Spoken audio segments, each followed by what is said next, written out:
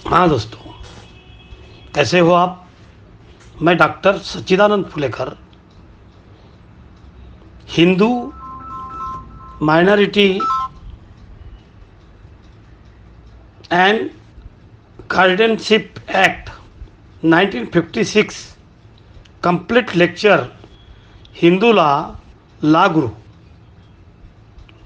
मैं संस्थापक doctor Baba Saheb Ambedkar law college Bhandara and Nagpur अनुभव के साथ में बातें कर रहा हूँ। तो आइए दोस्तों, इस अनुभव का थोड़ा फायदा होगा। तो आप कैसे हो। Hindu minority and guardianship act 1956 के कंप्लीट लेक्चर के बारे में, यानी कि इसमें मैं आपको इस एक्ट के 13 सेक्शन है, 13 सेक्शन को। तो चलिए बिना टाइम वेस्ट किए वीडियो को शुरू करते हैं।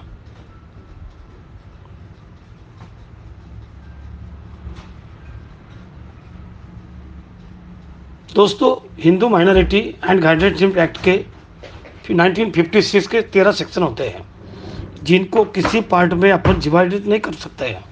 इसलिए इस एक्ट को हमने सारे सेक्शन एक तरफ से मानना पड़ेंगे। तो चलो शुरू करते हैं 1 से, जो बात करता है शॉर्ट टाइटल एंड एक्सटेंड के बारे में।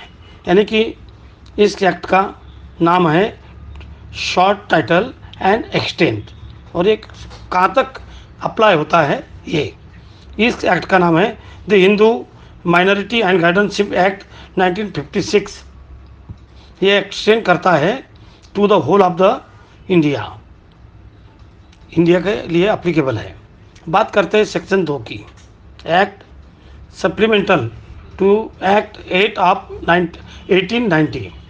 तो सेक्शन 2 करता है the provision of this act shall be addition to and not in save as a hereinafter explicitly provided in derogations of the guardians of the war act 1890।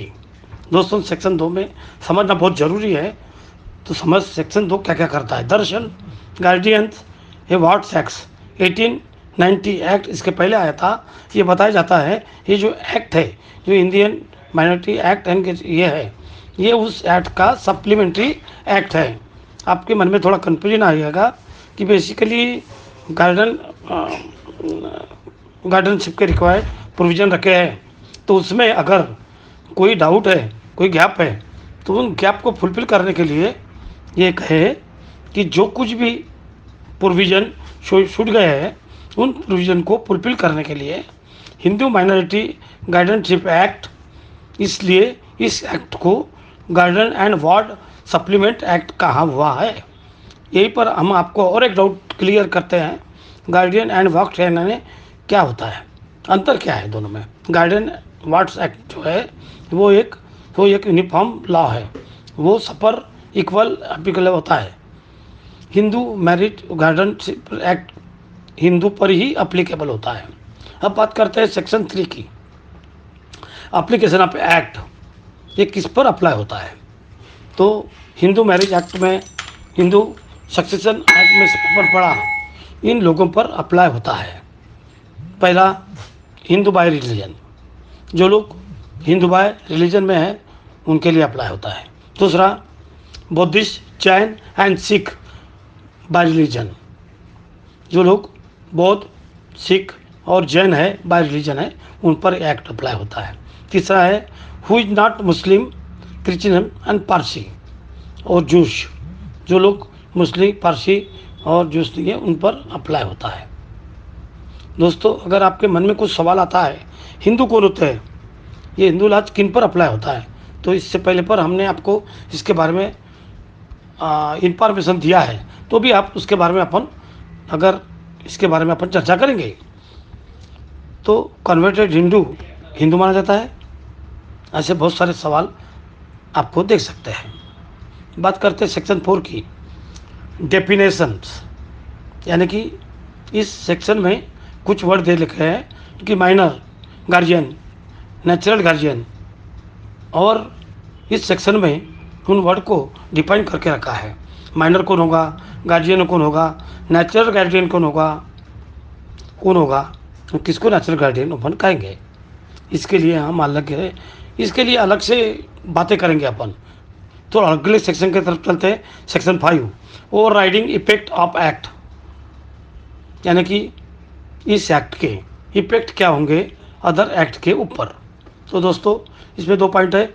ए, कोई custom और user इस act के common होने के effect में था, तो force में था, जहाँ तक के इस एक्ट के प्रोविज़न को होंगे, वो कस्टम एंड यूजर जो है अपना इफेक्ट खो देंगे। वहीं पर दूसरी प्रोविज़न की कोई लॉ, कोई भी एक्ट इस एक्ट के इन फोर्स कमिटमेंट से पहले फोर्स में थे, अगर उस लॉ के साथ में इस लॉ के साथ में इनकंसिस्टेंट होती है, तो विरोधाभास होता है, कन्फ्लिक्शन होता है, तो वो अपना एक्ट अपना इफेक्ट खो देता है। यानी कि दोस्तों सीधा शब्द में समझो, इस एक्ट के पहले अगर कस्टमर यूजर था, उस कस्टमर यूजर के ऊपर इस लॉ का इफेक्ट होगा, वो अप्लीकेबल नहीं होगा। इस लॉ से पहले इस ऐप से पहले अगर ऐसा एक्ट कोई बना गया था जिसके कोई प्रोविज़न में इसके प्रोविज़न में इनकंसिस्टेंसी आते हैं, तो ये लॉ अप्लीकेबल नहीं होगा। तो चलते हैं अगले सेक्शन की तरफ में। Section C, natural guardians of A Hindu minor. Hindu में माइनर के लिए नेचुरल गार्जियन कौन होगा वो बताया है गया है इसके अंदर में। तो दोस्तों नेचुरल गार्जियन अब वो व्यक्ति होगा जो उस माइनर की बॉडी प्रॉपर्टी की देखरेख करता है। तो दोस्तों इस सेक्शन को 3 पॉइंट में समझेंगे। कोई माइनर लड़का है, अनमैरिड लड़की है, उसकी 2 गार्डियनशिप होगी, फादर को होगी, उसके बाद में मदर की होगी। अगर जो माइनर है उसकी उम्र 5 साल से कम है, तो उसकी कस्टडी होगी, वो माँ की होगी, मदर की होगी। वही अगर बात की है तो in the case of intelligent by the illegitimate unmarried लड़की, इनलेजिटमेंट का मतलब आप समझ गए, नाजायज लड़का, अनमैरिड लड़की माइनर, उसकी जो गार्जियनशिप होगी वो कस्टडी होगी, मदर की होगी। थर्ड पॉइंट क्या कहता है, इन the case of the married girl the husband, जो मैरिड गर्ल के कस्टडी में जो कस्टडी हो रही गार्जियन होंगी वो हस्बैंड को माना जाएगा। ये सेक्शन 6 था। तो यस अपन सेक्शन 7 की बात करते हैं, नेचुरल गार्जियनशिप ऑफ एडॉप्टेड सन। अगर सन एडॉप्टेड है तो उसकी गार्जियनशिप किसकी होगी, उसका गार्डियन कौन हो जाएगा। तो दोस्तों एडॉप्टेड सन का केस में जो पहले गार्डियनशिप आएगी वो एडॉप्टिंग फादर के पास में आएंगी और उसके बाद में मदर के पास में आएंगी। बात करते हैं सेक्शन 8 की, power of natural guardian. Natural guardian के पावर क्या होते हैं। तो दोस्तों इस सेक्शन में बेसिकली बहुत सारे पॉइंट है, तो हमको 2 ही पॉइंट को फोकस करना है।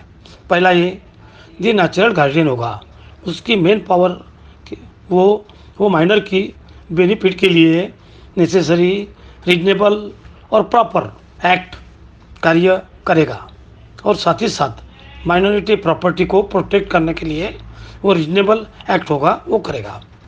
वही पर बात करेंगे दूसरे पॉइंट की, तो नेचुरल गार्डियन शैल नॉट कि विदाउट कोर्ट के परमिशन से जो माइनॉरिटी प्रॉपर्टी है ना कि मॉर्गेज करेगा, ना चार्ज पर देगा, ना ट्रांसफ़र करेगा, ना सेल करेगा, गिफ्ट करेगा, एक्सचेंज करेगा, ना ही लीज पर देगा। ये 2 पावर सेक्शन 8 में बताए गए हैं नेचुरल गार्डियन के। अब बात करेंगे सेक्शन 9 की, testamentary guardian of their powers. सबसे पहले ये टेस्टामेंटरी गार्डियन कोटा होता है वो गार्डियन जो विल द्वारा किसी माइनॉरिटी गार्डियन की सौंपी जाती है। वो विल जो होती है वो नेचुरल गार्डियन की तरफ की जाती है। इस सेक्शन में हम समझेंगे टेस्टामेंटरी गार्डियन कौन होते हैं और उनके पावर क्या क्या होते हैं। इस सेक्शन में कुछ हमको पॉइंट देखने हैं। पहले पॉइंट में देखा रखा है कि जो फादर है तो किसी माइनर के गार्डियन होने के वजह से उसकी गार्डियनशिप किसी भी अदर पर्सन को थ्रू विल ट्रांसफ़र कर सकते हैं, जिसको टेस्टामेंटरी गार्डियन माना जाएगा। अगले पॉइंट की हम बातें करेंगे कि हिंदू जो विडो है वो बीइंग ए नेचुरल गार्डियन किसी अदर पर्सन को थ्रू विल माइनर की नेचुरल गार्डियनशिप कर सकता है। तो दोस्तों अगले पॉइंट की हम जो बात करेंगे, section 9, testamentary guardian of their power. तो being a natural guardian integrated में इन टाइटल होती है, मदर इन टाइटल होती है थ्रू विल उस माइनर की टेस्टिमेंटरी गार्डन अपॉइंटमेंट करने की। अब आती है बातें testamentary guardian and their powers. जी टेस्टामेंटरी गार्डन जो है उसको गार्डन से मिल जाएगी, उसके पास में नेचुरल गार्डन के सारे राइट आ जाएंगे। नेचुरल गार्डन के क्या कहते हैं, ये 8 में पढ़ा हम उसकी रिपीट करने की कोई ज़रूरत नहीं। अब बात करते कि section 10, in capacity of minor act A guardian property. इस सेक्शन में बता रखा है एक माइनर इनकम्पिटेंट होता है कि अदर माइनर की गार्डियनशिप की लेने के लिए, किसी अदर माइनर के गार्डियन के लिए नहीं बन सकता। अब चलते हैं 11, D factor of guardian of the deal with the minor property. Deal factor guardian यानी क्या होता है? तो दोस्तों वो पर्सन जो किसी पर्टिकुलर एक्ट को करने के लिए बाय हिज ऑन इंटरेस्ट, अपने इंटरेस्ट को माइनर का गार्डन बनता है, उसको हम डी फैक्टर्स गार्डन कहते हैं। हाँ 11 की अकादमी आपको समझ गया होगा। ये माइनर प्रॉपर्टी को डील नहीं कर सकता, क्योंकि माइनर की प्रॉपर्टी डिस्पोज कर सकता है, ना ट्रांसफ़र कर सकता है, ना मॉर्गेज, ना लीज, ना कुछ नहीं कर सकता है। अब बात करते हैं सेक्शन 12 की, guardian not to be appointed for minors undivided interest in joint family property. कि दोस्तों अपन समझते हैं किसी माइनर हिंदू जॉइंट फैमिली में है तो उसके लिए किसी गार्डन को अपॉइंटमेंट नहीं की सकते। वही बात करें तो प्रोविज़न की, तो इसके बता दिया गया है हाई कोर्ट के द्वारा किसी माइनर के लिए, जॉइंट फैमिली के लिए, अनडिवाइडेड इंटरेस्ट के लिए गार्डियन को अपॉइंटमेंट किया जा सकता है। अभी सेक्शन 13 की, welfare of the minor of the permanent consideration. Court के द्वारा अगर किसी गार्डियन को अपॉइंटमेंट किया जा सकता है तो उसके लिए माइनर के इंटरेस्ट के लिए वेलफेयर जमा करना वो जो है वो मैंडेटरी है। बिना वेलफेयर से जमा करके कोई भी व्यक्ति कोर्ट के द्वारा गार्डियन अपॉइंटमेंट नहीं किया जा सकता अकॉर्डिंग टू दिस सेक्शन। तो दोस्तों ये तो आपको जहाँ तक के समझ गया होगा, तो ये थी हिंदू माइनॉरिटी एंड गार्डियनशिप के एक्ट की। तो इस पर आप तो दोस्तों जहाँ तक कि आपको समझ गया होगा कि इस एक्ट के तहत आपको किस तरह से ये बातें समझ गई होंगी, ऐसा मुझे लगता है। तो दोस्तों और कुछ हो तो आप और इसको देखिएगा और सुनिएगा और अच्छे से इसको सुन के इसका फ़ायदा लीजिएगा। तो आपका इस लेक्चर में जहाँ तक के मुझे ऐसा लगता है आपके पॉइंट पूरे क्लियर हुए होंगे और ये अच्छे के साथ में आपको समझ गया होगा। तो आपका साथी डॉक्टर सच्चिदानंद फुलेकर, नमस्ते। Thank you very much for listening me.